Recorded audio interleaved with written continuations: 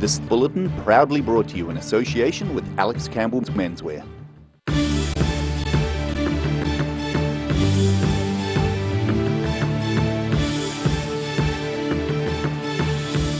South today, the Audacious business scheme is once again challenging inspired students to launch creative enterprises. A group of children have spent 3 days beautifying the pedestrian tunnel between Green Island and Abbotsford. And a hotly debated freedom camping site next to Luggets Red Bridge is set for a makeover.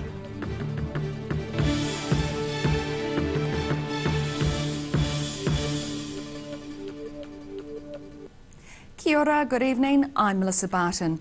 Eco-friendly pet products and handbags fashioned from leather offcuts were just some of the start-up business ideas pitched in Dunedin this week. Called Audacious, the event challenges local university and Polytech students to explain their money-making ideas to a panel of judges. But with sole precedent and my knowledge in bioengineering from my master's degree, there is hope. Pitching their new business ideas in front of 4 critical judges. After 2 months spent refining their money-making concepts, 35 students from the University of Otago and Otago Polytechnic earlier this week presented their ideas in the hope of securing seed funding for their start-up businesses.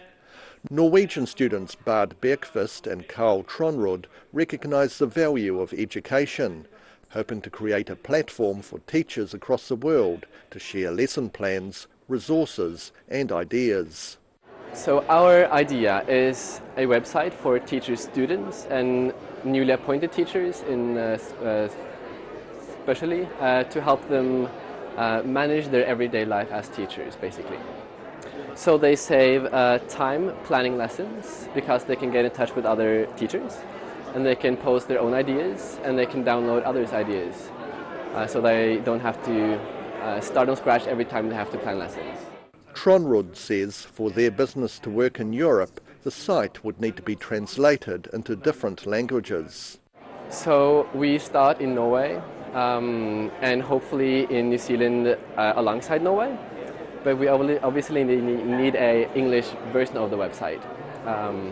But we know that the German education is very big and need this as well. So in the beginning, Norwegian, English and German. Winner of the most audacious idea was Matt Arend, who wants to develop a fashion label out of recycled leather offcuts. We're creating the top-end designer brand that is looking at focusing on upcycling waste footwear products and leather offcuts because these are generated in huge quantities from the likes of upholsterers, footwear makers, and it all goes to the landfill where we want to stop this and make sustainable leather products. Arend has already identified a local market for his recycled leather handbags. In New Zealand, there are around, I think it's 1.2 million women aged 15 to 29 who would be looking at target when we release our designer handbag range. And with it being the fastest growing market on e-commerce sectors, it's pretty ideal. A number of start-up business suggestions were awarded small cash prizes to help them get over the starting line, with Arend's idea receiving $500 in seed capital. In Dunedin, the South today. A train has derailed between Dunedin and Mosgiel this afternoon. A witness sent this photo showing the blue luggage carriage off the rails, blocking the other line. Buses have been sent to ferry stranded cruise ship passengers back to Dunedin. A crane is currently at the scene attempting to put carriages back on the track. A group of Dunedin school children have spent 3 days painting a mural in the pedestrian tunnel which links Green Island with Abbotsford.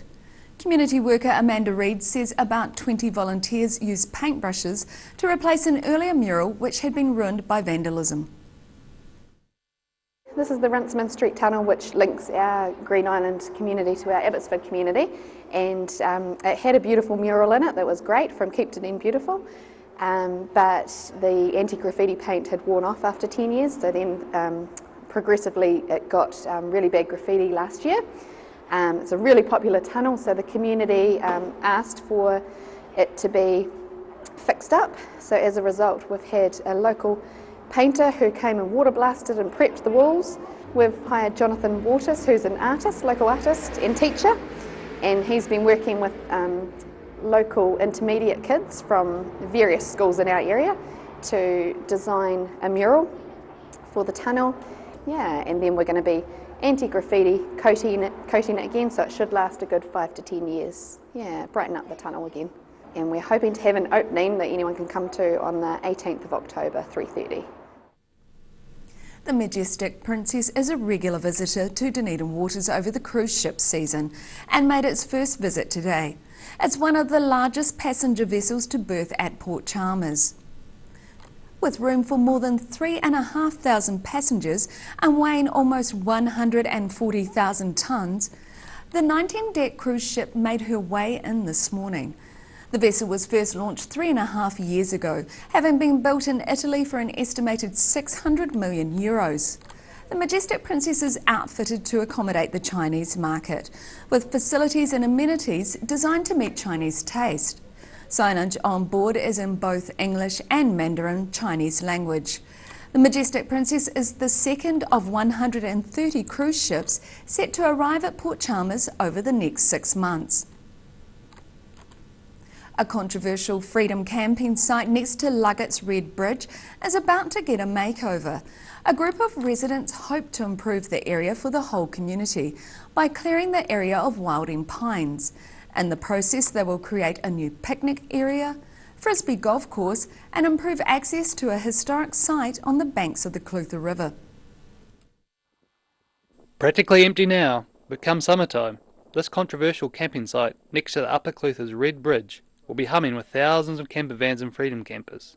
With a $10,000 grant from the Queenstown Lakes District Council, a group of Luggett locals are set to give the area a makeover, making it more attractive for both locals and campers.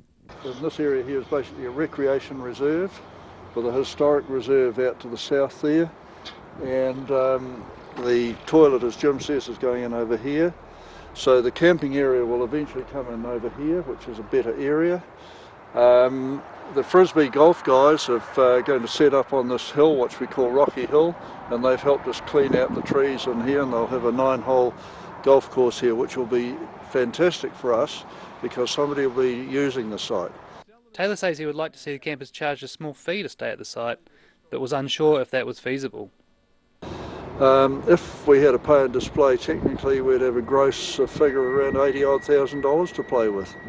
Now I'm saying that it's all pie in the sky at the present time because there's a lot of to's and fro's and so forth, and then the commercial operators say we have to come up to commercial standard, but I see DOC having successful pay and display areas, and I think that most campers would be prepared to. I don't see $10 a night as for a van being out of the ordinary. Last year the council set up the site for tourists and self-contained vehicles using money from the government's tourism fund, and local Jim Bryson has been monitoring the site and says more than 23,000 tourists have used it in the past year. As a site, it's the best thing since sliced bread, really. Everybody's happy. The people don't have to drift around the back roads looking for somewhere to park up and crash overnight, and there's zero waste. A QLDC spokesperson says the upgrades are not aimed at camping, but instead are a part of a wider plan for the reserve which will benefit the community. A review of the Council's Freedom Camping bylaw will go out for public consultation this month and is expected to be completed by December 19. In Wanaka for the South Today. Still to come on the South Today, we met a hard-hitting octogenarian tennis player, and departing Dunedin Mayor Dave Cole shares his memories of the 2015 floods. So see you after the break.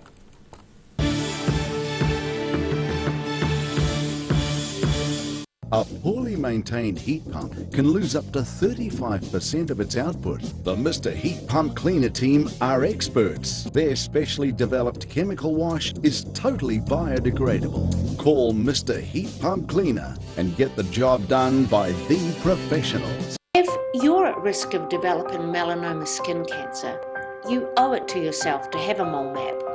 Mole map is coming to your area. Phone today to make an appointment. It could save your life. My key message is positive action, and I believe I have the leadership maturity to take this city forward to a brighter future. I have clearly spelled out how I will use values and culture to get everybody working for Dunedin instead of against each other. I'm Jules Raddick, and I want to represent you as Mayor.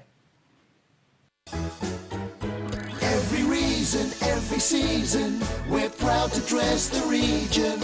Alex Campbell Menswear, it fits.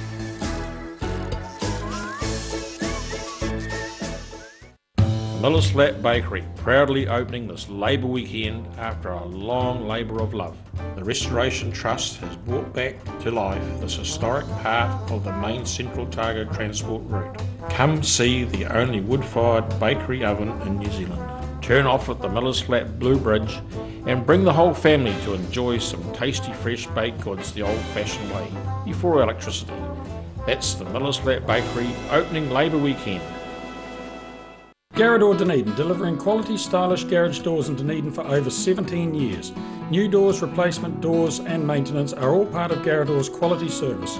Garrador Dunedin offers a full range of modern quality doors to suit any home. Come visit the team. If you're suffering from sciatica, lower back pain, hips and pelvis and knees, this technique will work wonders for you. The energy flow is transmitting through the muscles. Come and see Sunny Chin.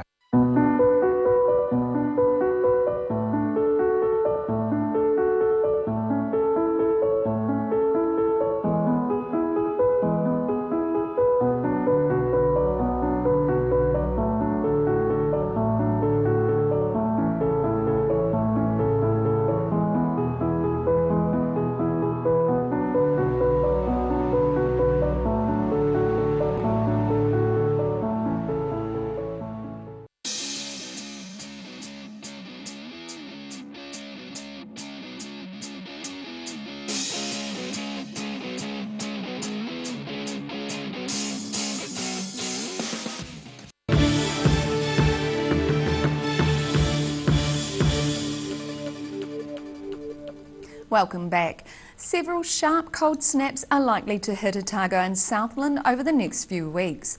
That's according to NIWA's latest 3-month weather outlook. The outlook also predicts near normal levels of rain for the first few weeks, with an increase in winds and rain as we head into November. Western areas of Otago and Southland could experience unusually wet weather going into November. Soil moisture and river flow levels were likely to be near normal. In recent weeks, the South has been hitting above its weight in terms of producing champions. This time it is the turn of an 85-year-old Mosgiel woman who is creating a racket in the tennis world. Life's a racket when you're a world champion for the first time at 85 years young. Well, the first one was probably lucky to win because I won at 10-5 in the super tiebreaker, you know, set all. Yeah. But the others I'd won in 2 sets, but it was all quite strong, you know. Jean Stevens has recently returned from a tennis tournament with 2 gold medals, one for the 85 years singles and the other in the mixed doubles category. And all the family were pretty happy about that. Modest understatements aside, she's currently the best 85-year-old women's tennis player in the world. Playing against her peers in Croatia, she says all of the older players have tricks up their sleeve.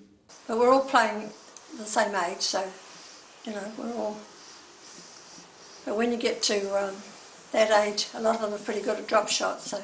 She played her first overseas tournament in 2001 and has enjoyed playing around the world, including in Turkey. And she hopes to play there again soon.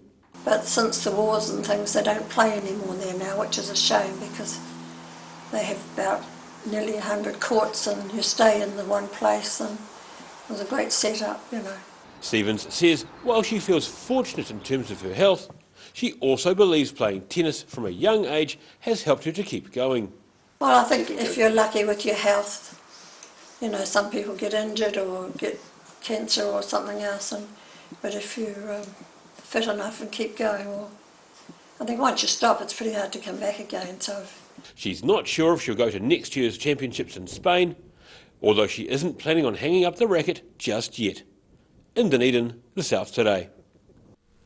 As part of our ongoing series, Otago Daily Times senior reporter Chris Morris talks to outgoing Dunedin Mayor Dave Cull about the flooding of South Dunedin homes in 2015. The three-term mayor says the mud tanks which had been neglected were not to blame for the June 2015 floods. The infrastructure at the pumps malfunctioned and it contributed to the height of the flood. There's absolutely no doubt about that. But given the event, there was going to be a flood. And it's been quite clearly ascertained that the mud tanks, although they were not cleaned out properly, actually in the event didn't make any difference, because once they get full, they're full. So they didn't make any difference to the height of the flood, but they did make a difference to how quickly it drained away? No, because not necessarily. All the analysis shows that how the speed with which it drained away was up to the pump. Oh, I see. And it caused that much, so that definitely contributed. But the idea that, what concerns me is the idea that if we just put in bigger pipes and made sure all the mud tanks were clear, we won't have that event again. And that's the wrong lesson to draw from it, because if you get the combination of an intense rainfall event, high groundwater, we are going to have problems. That's it. Did you feel let down though that the council staff in particular gave a lot of assurances early on that there was no issue with the mud tanks, and then it turned out actually they hadn't been maintained and there wasn't even a mud sucking tank truck in the city? That had been identified a bit earlier, actually, in other parts of the city. Councillor Vandervis had identified it quite rightly, that wasn't happening. But I was disappointed, not so much in the context of the flood, but in the context of the contract to keep them clear, that it hadn't been monitored. After considerable investigation, I accept that the fact that they weren't operating, or there was mud in them, didn't actually cause the flood or make it worse. So I accept that. The council was paying for mud tanks to be... Absolutely. And staff were being put in a position where they're saying, well, they are being done and they're fine. And it was, and there were some severe ramifications, both for some staff and for the contractor, as it turns out. Do you feel let down by those sort of things? I do. I'm probably instinctively loyal to the staff that advise me, and there have been a couple of occasions where I've thought, I don't think they've backed me up. They've given me assurances that they couldn't back up, and that is disappointing. But that's quite a long time ago. And next week we'll bring you the final two instalments of David Cull's reflections on his 3 terms as Mayor. After the break on the South Today, we look at why Dunedin house sales are bucking a trend that has seen house prices drop nationwide, and we find out what the weekend's weather has in store for you, so stay with us.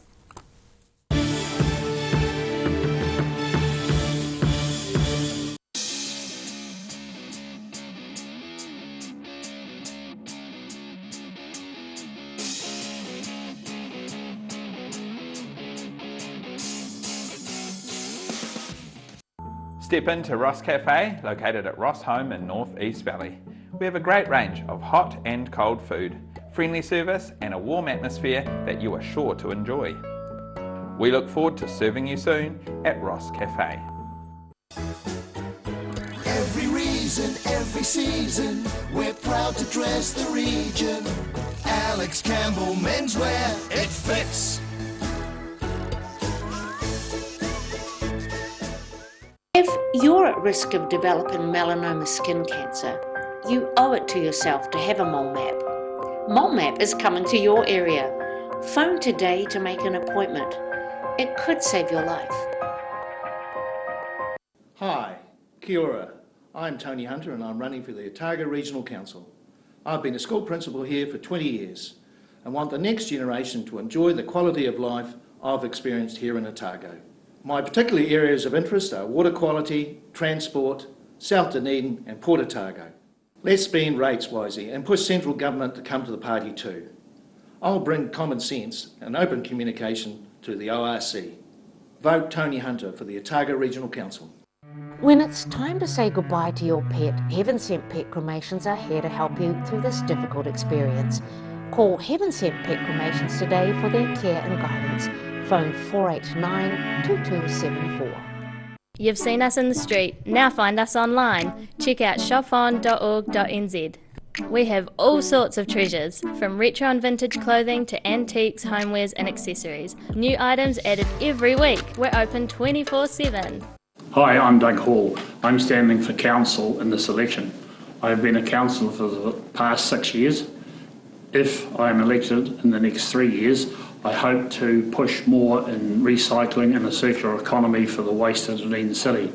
My company recycled 35,000 tonne of product heading for the landfill in the last 12 months into roading, footpaths and construction industry. And if I get elected, I would be pushing to maximise the amount of recycling and minimise the amount to the landfill. I ask for your vote. Doug Hall, number 1. Thank you. Miller's Flat Bakery, proudly opening this Labour weekend after a long labour of love. The Restoration Trust has brought back to life this historic part of the main Central Otago transport route. Come see the only wood-fired bakery oven in New Zealand. Turn off at the Miller's Flat Blue Bridge and bring the whole family to enjoy some tasty fresh baked goods the old-fashioned way, before electricity. That's the Miller's Flat Bakery opening Labour weekend.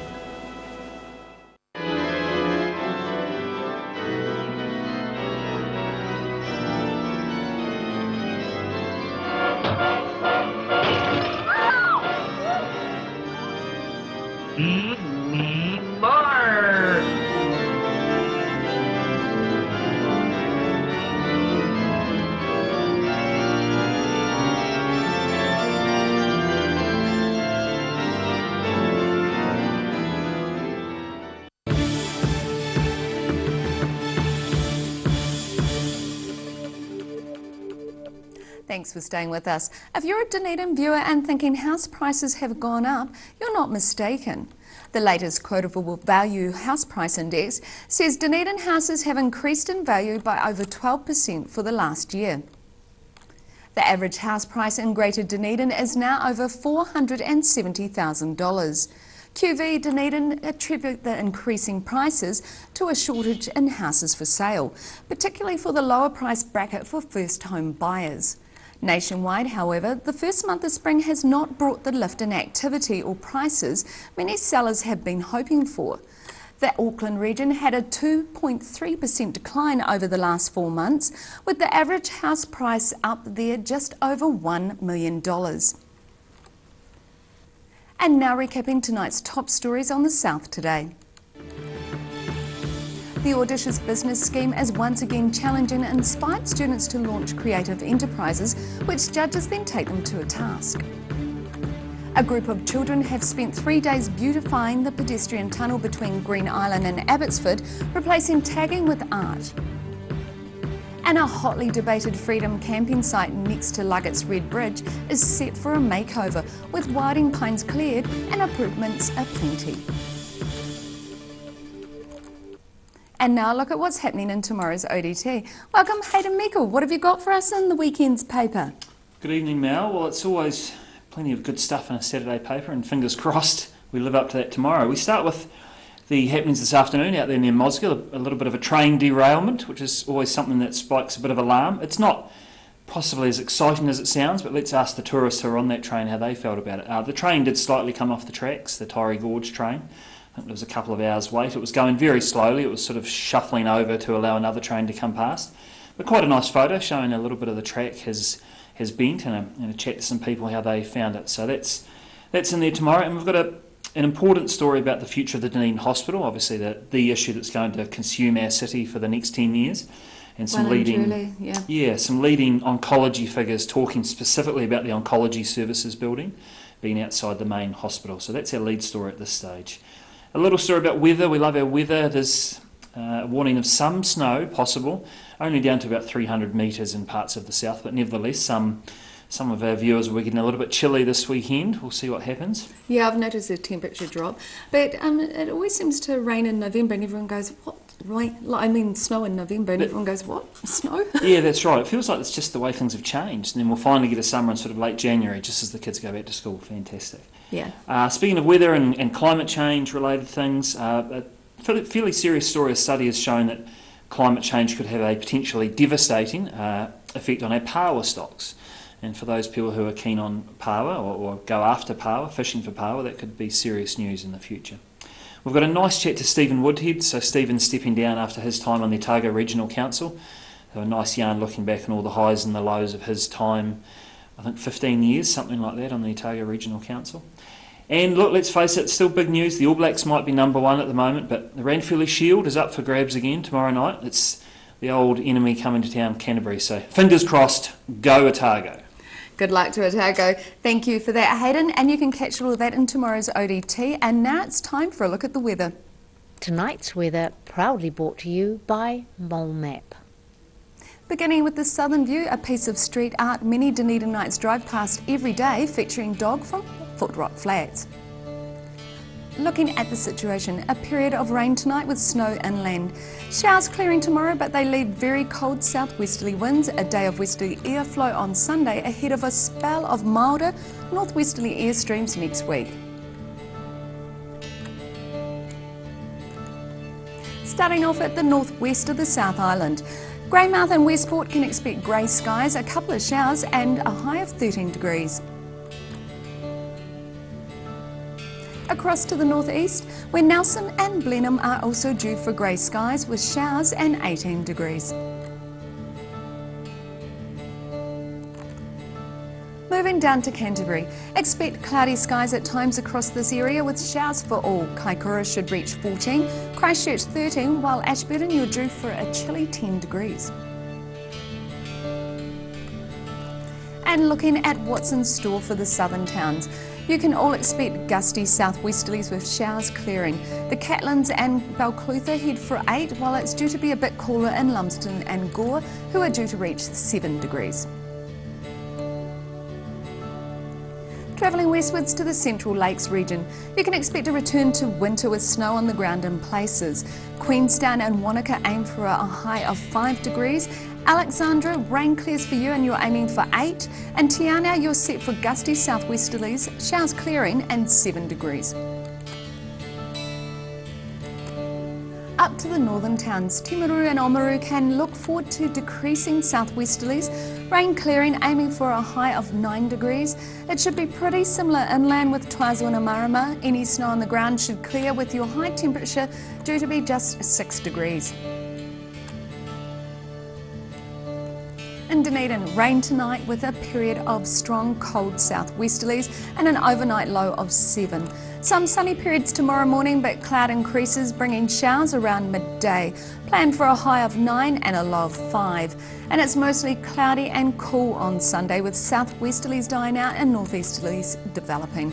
Looking at a high of 11 and a low of 6. And in Invercargill, rain easing to showers tonight with strong cold southwesterlies and an overnight low of 7. Showers clearing during the day tomorrow with a few sunny periods developing during the afternoon, a high of 8 and a low of 5. And it's fine on Sunday with sunny periods and some cloud. Expect some fresh cool westerlies though as well, a high of 11 and a low of 7.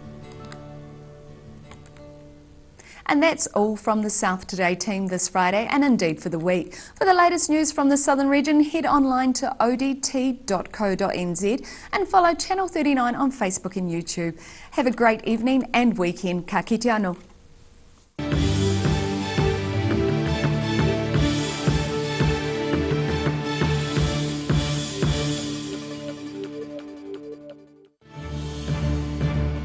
This bulletin proudly brought to you in association with Alex Campbell's Menswear. Supporting local content so you can see more of New Zealand on air.